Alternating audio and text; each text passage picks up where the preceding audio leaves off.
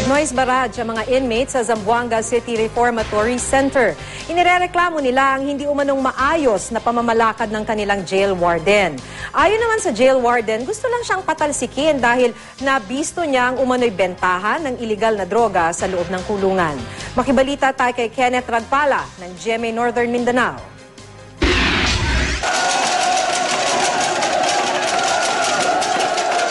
Nagsagawa ng noise barrage ang dandang inmate ng Zamboanga City Reformatory Center kahapon ng umaga. Ikinalat din nila ang mga pagkain ito. Protesta raw nila ito laban sa jail warden na si Chief Inspector Julius Aro. Ayon sa mga inmate, hindi sila nabibigyan ng sapat na pagkain. Ang kaning inihahain sa kanila, minsan daw panis pa. Mataas ang subsistence ng budget para sa mga preso, 75 pesos kada isang tao. Tapos ang pagkain namin, magkano lang yan? Parang pagkain ng hayop. Kailangan tanggalin na yan. Itinanggi naman ng jail warden ang paratang ng mga inmate.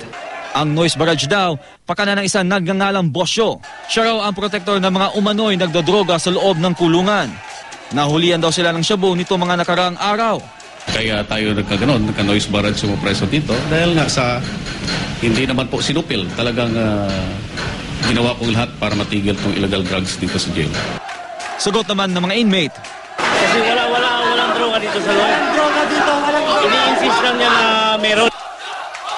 Lalong nagkagulo sa loob nang hindi payagang bumisita ang mga kaanak ng mga inmate dahil sa noise barrage. Sinubukan ng mga jail guard na kontrolin ang sitwasyon pero hindi raw sapat ang bilang ng mga jail guard laban sa mahigit 1,000 mga inmate. Kaya may mga pulis na itinalagang tumulong sa pagbabantay. Kumalma lang ang mga inmate nang namagitan na ang lokal na pamahalaan. Ipapasuri raw sa City Health Office ang mga pagkaing inihahain sa loob ng kulungan. Naiparating na rin sa National Office ng BJMP ang sitwasyon. Handa naman daw ang jail warden na sumailalim sa investigasyon.